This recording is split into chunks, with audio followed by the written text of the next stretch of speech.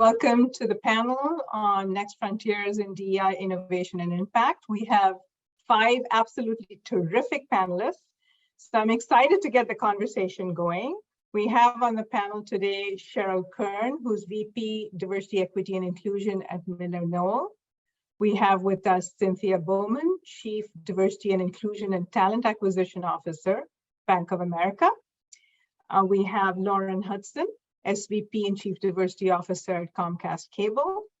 Reggie Humphrey, Director DEI Partnerships at General Motors. Zita Smith, CEO Seniors, Sodexo North America, my former employer. So I'm just delighted to be the facilitator for this esteemed panel, and I know there's a lot that every one of the panelists has to share. But just to get started and to provide some context, I want to just make a couple of remarks and then we'll get started. So, companies have made some lofty statements in support of social justice. Many organizations have hired diversity professionals, chief diversity officers, and given money for social justice causes. But are we making progress fast enough? And is that progress sustainable? And that's the million-dollar question, right? So when George Floyd was murdered, companies in the US alone pledged a combined $60 billion for racial equity initiatives. And a year later, only about $250 million had been spent. Now, we all know that speaking up is easy. Stepping up takes curiosity, takes courage, and takes a level of commitment. And sometimes giving money and making statements or appointing someone are some of those easiest things to do. But are they having that real, that lasting impact? Giving money with no strategy or measurement, appointing diversity professionals with no resources or influence are simply performative. And I know that all the panelists will agree with me on that. So how do we move from performative action to sustainable progress in order to have real impact? And the companies that you're going to hear from today are making sustainable progress. So how are we making our inclusion efforts sustainable? What innovative practices are you involved in? What does that future of DEI look like? And these are some of the questions that the panelists are going to answer today. So let's dive into the conversation. Please feel free to put your questions in the chat and we'll sprinkle those questions during the discussion. I'll be scanning the chat for questions. So to get started, the first question that I'd really like for each of you to answer is, can you share a practice or an approach that you believe is having an impact in ensuring that your DEI efforts are sustainable internally and externally? And to get us going, Cynthia, I'm going to start with you. So if you can share your approach to ensuring that DEI is sustainable. Well, first of all, thank you for having me. It's a pleasure to be on this panel with so many leaders in their own industries and areas. So, and thanks to you, Rohini, for all the great work you've been doing, a pioneer in this space, and has added a lot of context, I think, that many of us have used in our own organization. So we certainly appreciate your leadership. I will start off with a quote I love from Melanie Hobson, which is, "There is no try, just do." You talked about creating impact, not just action. And we believe that it's really important to not only talk the talk, but walk the walk. And so one of the things that I think is a must do is to be more transparent around your progress, to share openly data and information, to understand where you have actually driven progress and where, quite frankly, there's more area of opportunity. We do that every year through our annual report. There's a human capital management section, and we transparently share our information, not just traditional EOC statistics, but we share things like our representation on the board. We also share our representation on the management team. We share 3D from the CEO. We share all of our management numbers, or managers, meaning people who manage other people, because that's our pipeline of leadership as well, for women and for Black, African American, Hispanic, Asian, et cetera. As well as our campus statistics and where we build pipelines off of campuses and universities. And so I think at the end of the day, it's really about a culture of accountability. It's about using data to measure outcomes. It's about setting aspirational goals. It's also about creating a culture of inclusion. And so we do a lot of work around courageous conversations. We have sessions called Let's Get Real, but to really equip leaders and managers with what they can do to drive accountability and create diverse workforces and inclusive workplaces. And then the last thing I will say, I think, is that it's important to embed all of that where decisions are made. And that's typically with leadership and holding leadership accountable through business reviews where you embed diversity in all that you do, not a separate meeting, holding leaders accountable in terms of their metrics and how they're compensated, including talent management practices and really embedding D&I into core places where talent decisions get made. I think in addition to holding leaders accountable on data and metrics, it really makes it not a separate event, but an integrated event that's a part of the decisions that leadership has to make day in and day out. Yeah, so that's terrific, Cynthia. I think, you talked about the transparency piece, which I think is really critical. And then in addition to that, the accountability and the embedding in talent practices and beyond. And when you and I talked before this panel, one of the things that we talked about was, sometimes we talk about sort of what is the innovative initiative, right? And it's not so much an innovative initiative, but it really is about how you sort of embed the commitment.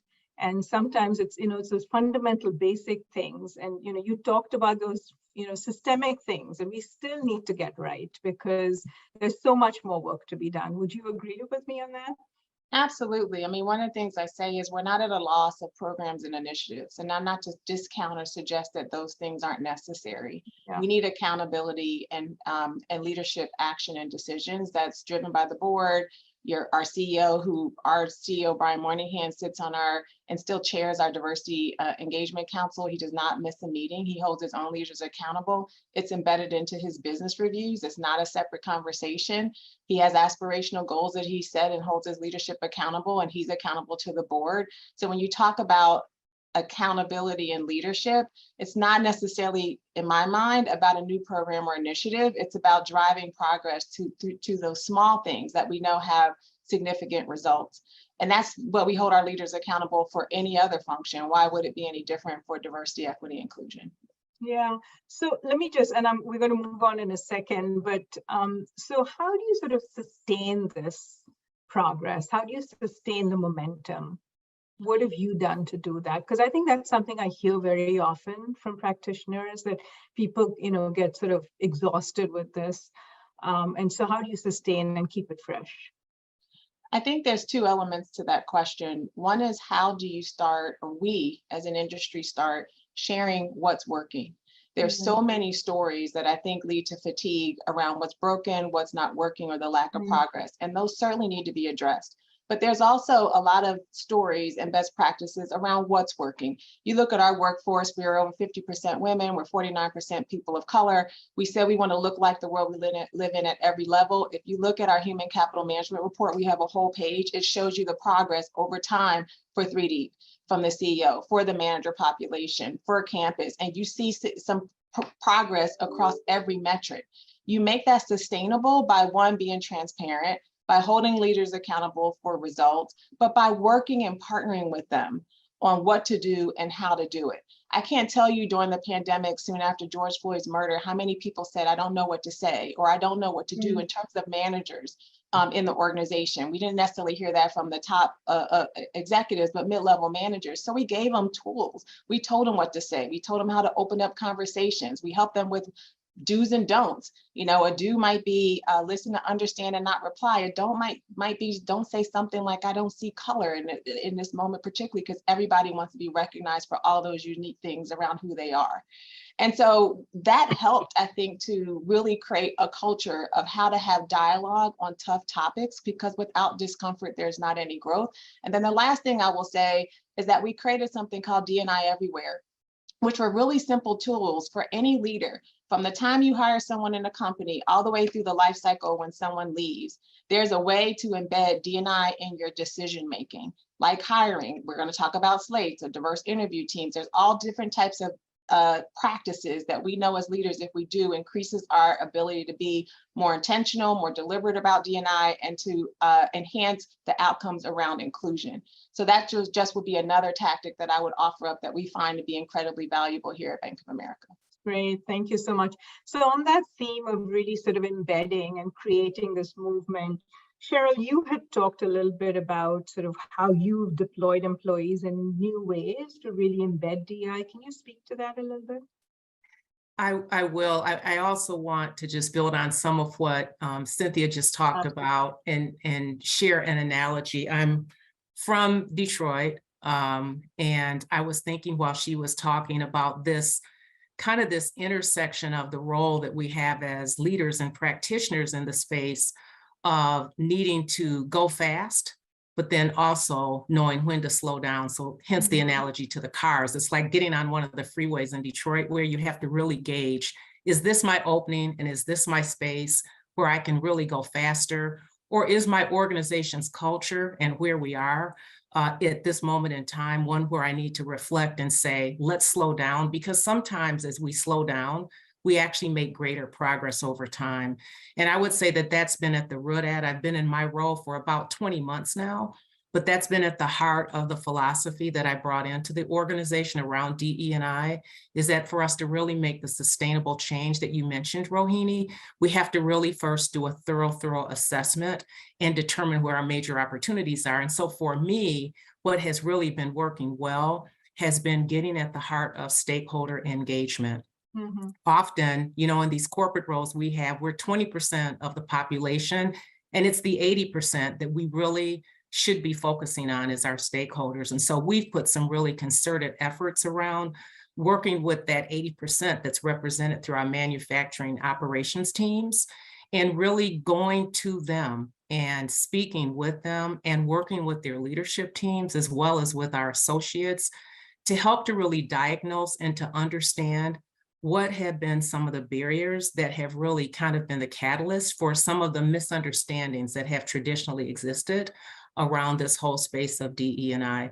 We also happen to be headquartered in very conservative West Michigan, and that is a complexity, you know, when you kind of factor that in along with the fact that it's the manufacturing facilities that sometimes don't have the same access. And so one of the things that we actually have been successful in doing is creating a new role where we actually have a staffed and fully funded liaison that spends 100% of their time focusing on engaging with our operations facilities, but that person sits on the DEI team. So they are in loan in a special career development program. And it's just been phenomenal what they have been able to glean in terms of insights and to bring back into the organization. Earlier this morning at 7:30 this morning, I was on a call with our global manufacturing leaders team, his entire leadership team, and we were talking about some of the progress that we've seen in the last year, including increased ERG engagement levels from our operations manufacturing associates. We've also seen them lean into our days of understandings and actually own, lead, and facilitate many of those sessions. We've seen a greater increase in terms of those that are in our international footprint in our manufacturing facilities saying, sign me up to become ambassadors. And so for us, really approaching this, looking at it through the lens of client engagement, and actually focusing on those that are typically the most underserved and pulling them up and creating more visibility for them is allowing us to make some traction. Yeah, that's great. And I think, you know, it's really important because so often when we talk about DI efforts, we sort of begin and end with senior leadership. And when you have such a dispersed workforce, and a lot of hourly workers, et cetera, it's important to keep our focus on that. So with that, Zita, I know that Sodexo has a large hourly workforce, and I think I know that you've made some recent efforts in particular for, to engage that workforce. If you can just share a little bit about, your approach and what you've done at Sodexo, that would be great. Thank you, Rohini. And although I wasn't with Sodexo when you were there, you have left a true legacy. And it's a privilege just to be on the panel with all of you. And it's interesting just to hear perspective, certainly from subject matter experts. I mean, I lead a business, which is seniors, but it's people, right? And, you know, through Sodexo and specifically in the US, with this pandemic, I think people engagement, employee engagement, and empathetic leadership really have come to the forefront. And so part of the strategic roadmap for Sodexo as a global company is around empathetic leadership. Within the space of DE&I, though, in the US, we've kind of taken that and we partnered with a company called FAIR, an organization called FAIR, which is Foundation Against Intolerance and Racism. And the founder, Barry Weiss, opened up this training, this concept of pro-human approach. And he opened up the training to our senior leaders, including myself, with the story of himself as a Black man wanting and actually sitting down with members of the KKK and trying to understand why they think, what they think, et cetera, and try to have really a conversation.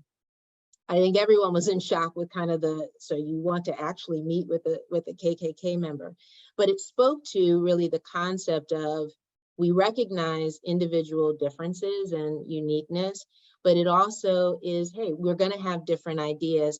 How can we come into a conversation with some empathy and showing just a level of understanding? And so we call it compassionate opposition, if you will. So you're having these difficult conversations, but your point of view is through an empathetic point of view. So a different way of kind of approaching this DE&I, and we launched it last year. From here, we had about 300 senior leaders take part in this training. And now we're going to roll that out to some of our mid-level managers and then our in-unit managers. So we'll probably have about 5,000 people go through the training.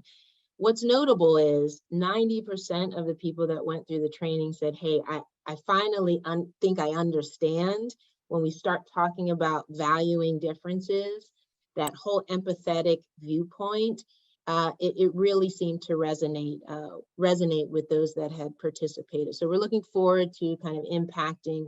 Rohini, to your point, there's 76,000, employees that we want to impact, through this training. The second piece, and I think it was Cheryl, maybe it was Cynthia that spoke to ERGs. And we have 9 of those across the country. We have about 5,000 members, but they're all exempt managerial positions, and those are the members. We are looking to pilot starting actually next month and starting actually in my business in 3 senior communities and 800 frontline.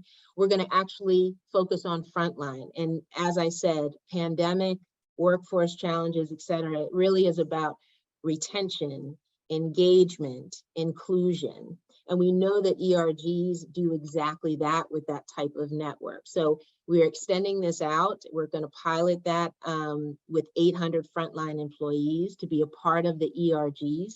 We're going to learn from it. Obviously, there's a wage and labor and all of those things. How do we communicate? What's the infrastructure? But we're going to learn from it so that we can expand this network, make it stronger, and certainly for the frontline to really feel a sense of belonging through the 76,000 employees. So looking forward to that over this next year. Awesome. Thank you, Zita. And for the audience, if you have questions, please put them in the chat. I'm going to be scanning the chat and we'll sprinkle your questions into this conversation. So please do put your questions in the chat. So I'm going to get to Reggie, to you in a second, because I think you have a unique perspective. But I'm going to ask Lauren next about sort of what you've done to make your efforts sustainable internally and externally. And I know you've done a fair amount of work with psychological safety as well in the workplace. So. Absolutely. Thank you. And thank you for being here. And it's been wonderful listening to each of my colleagues on the call. I think, I believe it was Cynthia who said that coming together and sharing best practices is really how we win in this space, because together we'll make progress. We need to link arms and share best practices. So this is a wonderful audience to be a part of. So thank you for having us today. So what you mentioned around psychological safety, We're doing all the things that many of the panelists have spoken to. We have aspirational goals for women and people of color. We have accountability. We have a DE&I goal for our leaders that goes down from our most senior leaders all the way down to our frontline leaders to hold them accountable for making progress and building an inclusive culture. And that's been for our director and above population for the last 5 years. And this year we brought in the goal to ensure that all leaders understood that this was important. If you said yes to being a leader, that diversity, equity, inclusion was important to all leaders. So we cascaded the goal down to everyone.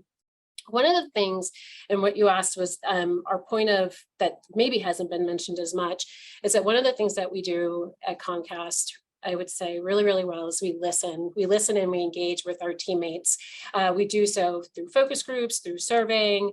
And when we do that, it really comes, what it fosters is feedback and recommendations of how we can move forward as an organization. And when we connect their feedback and action, that's really when the magic happens and we see progress. So one of the things that we really were hearing that some of our teammates didn't quite know what the word was around psychological safety. And so in April, we have a day. Well, DE&I is important every single day here. It's been part of who we've been from the very beginning of Comcast. We pause our organization in April, generally in April, and we celebrate diversity together. So we call it DE&I Day, and we generally have a speaker. This year we had the amazing Amanda Gorman address our Comcast teammates, but we also focused on this topic that really was coming to life from our teammates, and it was psychological safety. So we partnered with Dr. Jessica Isom, who really had this conversation with our 80,000 plus employees. 45 tuned in, 80,000 plus I hope have listened to it, really to define and understand psychological safety. And then we had some of our ERG members join. We have 9 ERGs, 225 chapters, and 35,000 members. We had some of them join and ask Dr. Isom questions to really conversate around some of the questions that were coming up either through their leadership as ERG members or just for themselves.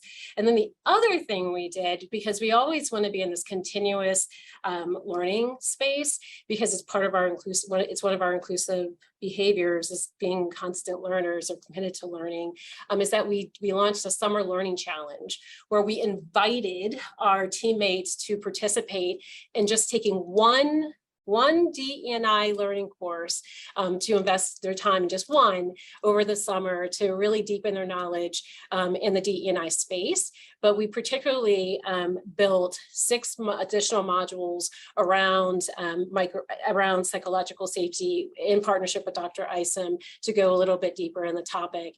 And at the end, I'm really, really proud to say that we had over 35,000 employees say yes and invest in themselves with at least one. And then a large amount of those teammates really focused on the psychological safety modules, which were just amazing. So when you think about all the things that we're doing, I think we're all saying, you have to have aspirational goals, you have to have accountability, you have to be talking to your teammates and listening and acting and really feeding in or developing skill sets and different opportunities to really address some of the questions or learning opportunities that they have. So that would be the part that I think around psychological safety I want to add. Awesome.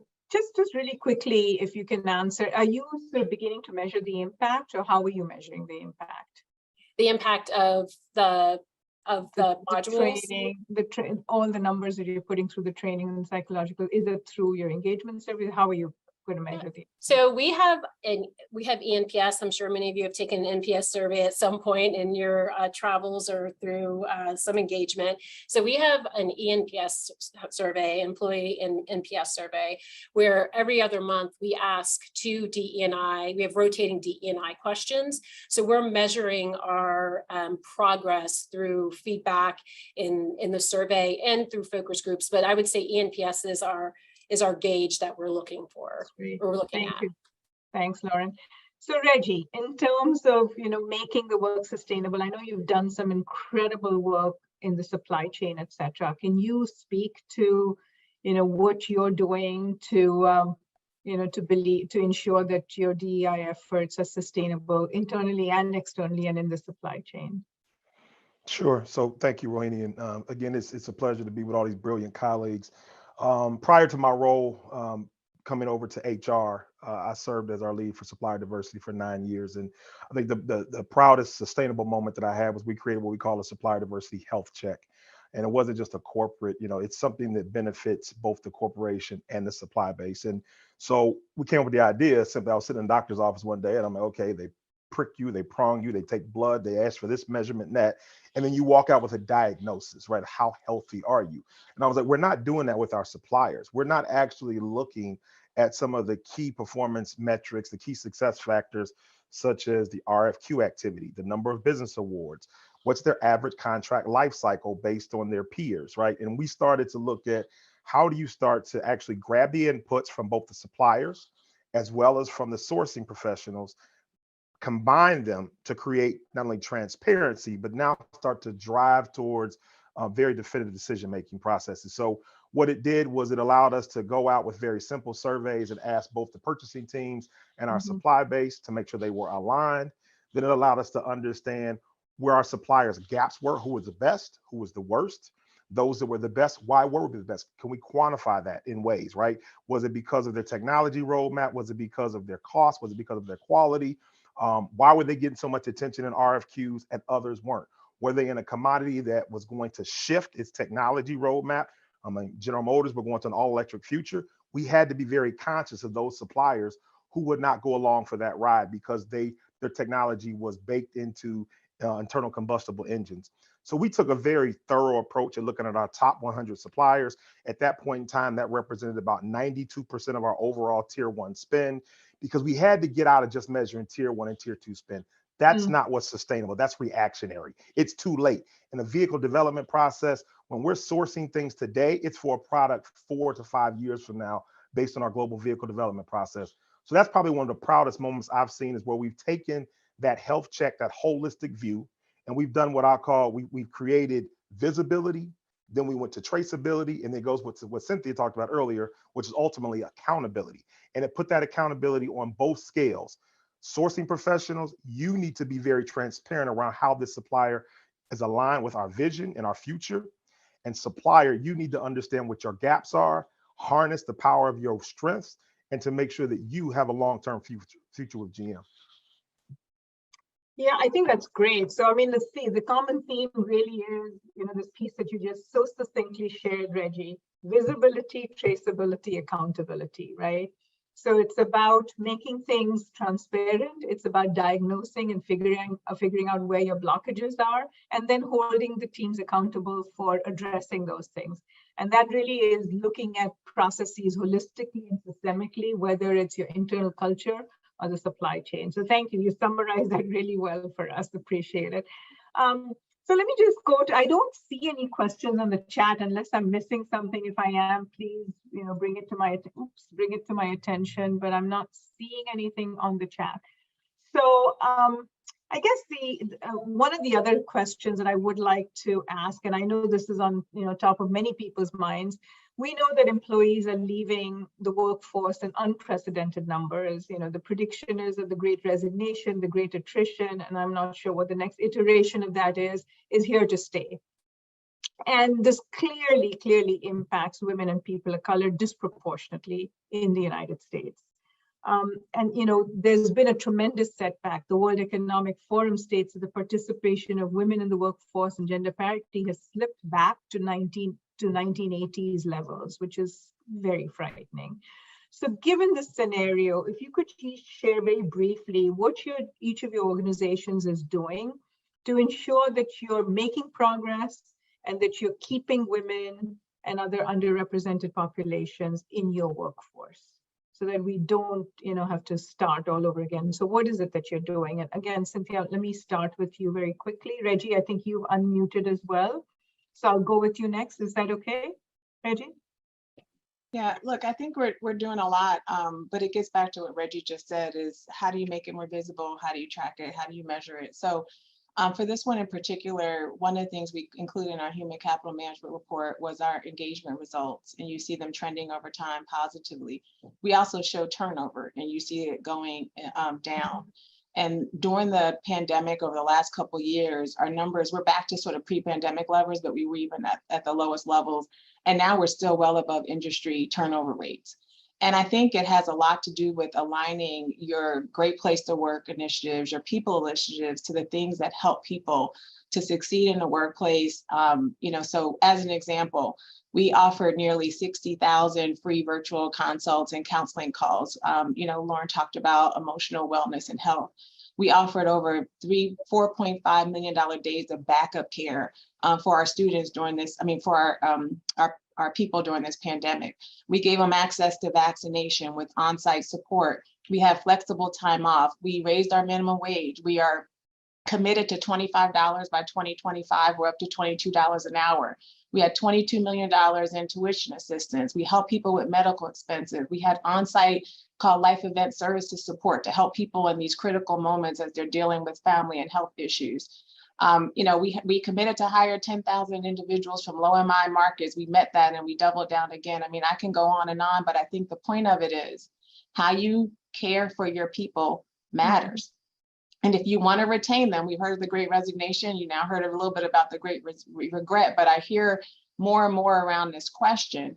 And I'm proud to say that our numbers look the way they do because we took the time to figure out programs and initiatives that in this moment, particularly over the last couple of years, matter to our people. And by the way, our women turnover results are slightly lower than our men if you look at the data we have in our report. That's great, Cynthia. And I think you raised a really important point. It's taking the time to figure out what the employees want, because very often there's a disconnect between what an employer thinks they want and what the employee wants. And I think it was the recent McKinsey report where they said that the employees basically, many of them are leaving because they don't feel valued and validated and don't feel a sense of belonging.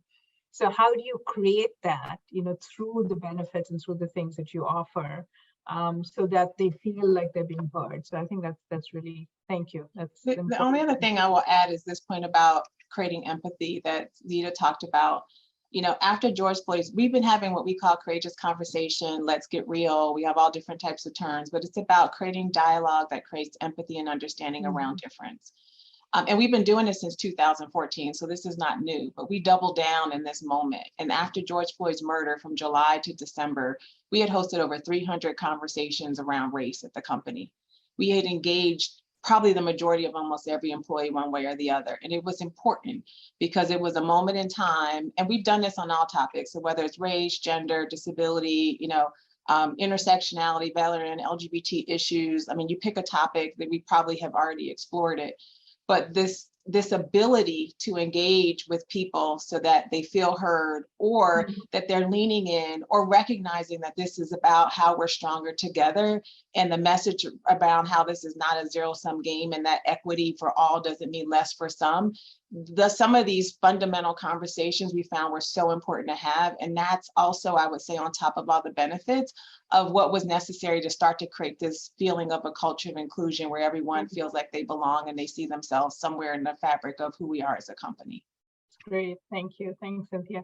Reggie, could you add what you're doing in terms of, ensuring that you're making progress and keeping women and other underrepresented populations? Three quick ones, right? Because I want to, for the sake of time, right? Number one is we went to work appropriately, just like dress appropriately, right? So the remote workforce changed the game. It became a standard that you had to look at that. And GM was not a company that was accustomed, like the pandemic is what forced us to change our culture in that regard, right? So I think that has increased a lot based on the data. It tells us that being able to work from home, being remote, has changed the game when it comes to talent acquisition, recruitment, and retention. We had a program called Take Two. We deliberately went out and tried to find the roles in the organization where specifically working mothers could re-enter the workforce that had been out for years, right? Committed to their families. That Take Two program, we launched it, then we shelved it, then we relaunched it again because we saw such a dire need, not just because of the workforce, but because, again, people decided, I resigned because I didn't feel the value, the respect, the sense of belonging, and you didn't respect my timeline, right? So when you start combining a work appropriate world with now the type of job that I can actually do and in a way that I can reintroduce myself to the workforce. And then the last piece that I'll give us is that we've really we've got a workforce design group that works externally with organizations to look at skills-based hiring. Stop with every job requires a 4-year degree, because they don't. And I think that's going to be another game changer for all of our colleagues when it comes to driving true inclusion. Awesome. Thank you. Lauren, can you add anything that you're doing? So what we're doing many of the things that were mentioned, but the one thing I will add is that we are being intentional with women and people of color, but just let's keep it on women. We've invested in some relationships that we've received phenomenal feedback from. So we have a partnership with Tone Network, which focuses on women, many at early parts of their career, but I tell you, women across the organization have joined. It's coaching, it's 5-minute segments, just give you a little boost on a topic that you need. And it's reflective of all women, which is really wonderful to see and have as a partner.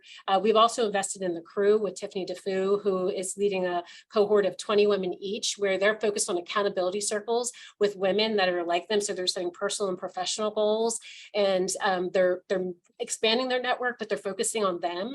And the third thing that we're doing is that we're having women engagement events where we invite the women of Comcast in to focus on topics that we know are key in the workplace today, but also externally. So we're trying to find that balance of caring for the whole person, not just focusing on the professional piece, but caring for the whole person. Awesome. Thanks, Lauren. Now, I thought we could go 5 minutes over because we started 5 minutes late, but that's not the case. So for Zita and for Cheryl, if you could just close out with what is the one piece of advice that you want to give to organizations to move from actions to impact? What's the one piece of advice, Zita, that you would like to? Yeah, I'll build on Lauren, because I think it is being intentional. I think, when I thought about what does it feel like to really make an impact and for it to be sustainable, there's got to be some emotional connection there. Mm-hmm. Right? Making it personal, putting yourself in the other person's shoes for it to be sustainable, and a lot of storytelling. As I lead my team, I tell my story, and it's amazing the amount of stories that come back. And then you have this open conversation. So I think we just need to be open and vulnerable as leaders to have those types of conversations with our teams. Awesome. So it's the head and the heart piece, both. Yes. Cheryl, for you, are you going to close this out? One piece of advice to organizations to move from action to impact? I'll kind of bookend it with what you started talking about, and that is as organizations and DEI executives, to never let this work become performative. Yeah. We must absolutely continue to be the game changers and the heart and the pulse of the organization, to stretch and to push. I don't want to sit here and run down a list of long initiatives. I think our strategies have to be steeped in making sure that we don't allow it to become performative work, but that is truly sustainable over time. This year, in terms of all the turnover that's been happening, we increased our accountability and goals for people of color. We increased what we're expecting in terms of representation for women, because we have our eye on the long term, and we know that this is a short-term situation we're living through. Awesome. Thank you so much. And thank you to each of you. Please keep doing the terrific, difficult, but gratifying work that you're doing to make our organizations more diverse, inclusive, and equitable. Thank you.